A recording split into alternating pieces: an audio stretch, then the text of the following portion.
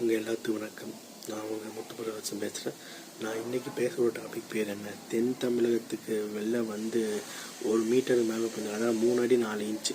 அதுதான் நிதி வந்து தர முடியாது. நிதியை வந்து நாங்கள் போன இதில் ரீச் பண்ணிட்டோம். இயற்கை பேரிடருக்கான நிதியை பண்ண மழை வந்து இவ்வளோ மணி நேரம் ஆகும்னு சொல்லி தமிழக அரசு தான் வந்து தாமதப்படுது. தமிழக அரசு தான் அந்த வெள்ள நிலத்துக்கு காரணம்னு சொல்லி நம்ம மத்திய அமைச்சராக இருக்கக்கூடிய அம்மையார் நிர்மலா சீதாராமனை வந்து ரொம்ப ஒரு காட்டமான ஒரு பதிலை பேசியிருப்பாங்க.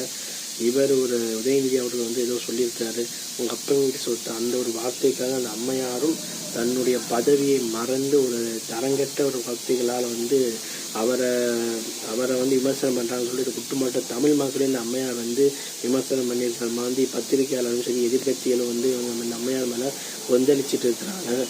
சில பேர் இந்த அம்மையார் திமுகவிற்கு பதிலடி கொடுத்தார், பந்தாடினார் ஒரு மீம்ஸை போட்டு தன்னைத்தான் திருப்திப்படுத்தி கொண்டு இருக்கிறாங்களே. ஸோ இதனால் வந்து என்ன விளைவுனா ஒன்றும் கிடையாது.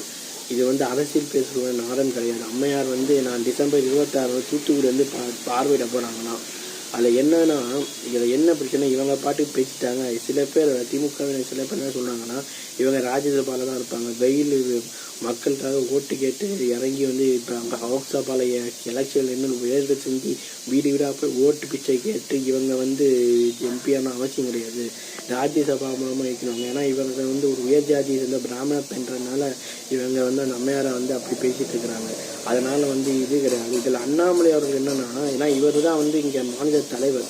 நிர்மலா சீதாராமன் நம்ம பேசின பேச்சுக்கு வந்து இவங்க கட்சியினர் முட்டு கொடுத்துட்டு இருக்கலாம். ஆனால் தேர்தல் நேரத்தில் வந்து இதை வச்சு திமுக வந்து இந்த அம்மையாருன்ற பேச்சை வந்து பேசி அதை வந்து ஒரு மிகப்பெரிய ஒரு ஆயுதமாக எடுத்து ஓட்டு வங்கியாக மாற்றுறதுக்கு அது அதிகமான வாய்ப்புகள் இருக்குது. அதுதான் உண்மை. ஏன்னா சாவு வீட்டில் பார்த்தோன்னா பணத்துக்கு தான் மரியாதை இருக்கணும், கல்யாண வீட்டில் பார்த்தோன்னா மாப்பிள்ளைக்கு தான் மரியாதை இருக்கும். அதே மாதிரி தான் எலெக்ஷன் ஒன்று வந்தால் தூங்கி நடிக்கிற அந்த ஓட்டுக்கு தான் மரியாதை இருக்கும். ஸோ அது தெரியாமல் இந்த அம்மையார் பேச்சுக்கு இனி என்னென்ன விளைவுகள் வரப்படும். தென் மாவட்டங்களில் பார்வையிட வரலான்னு சொல்கிறாங்க அந்த அம்மையார்.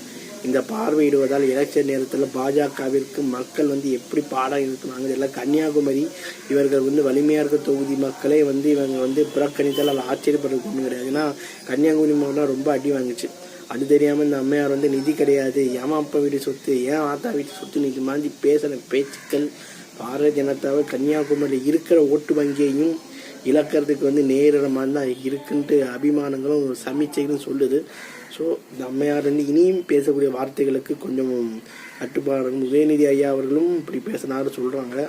அவர் பேசிய பேச்சுக்கு இந்த அம்மையார் வந்து அவர் பேசின பேச்சுக்கு இது இருக்கலாம். ஆனால் இவர் பேசின பேச்சு தமிழக மக்களின் எந்த மொழியின் வேலை பாய்ச்சது போல் இருக்குதுன்னு தான் நான் சொல்லிக்க விரும்புகிறேன். என் வீடியோ நான் முடிச்சுக்கிறேன்.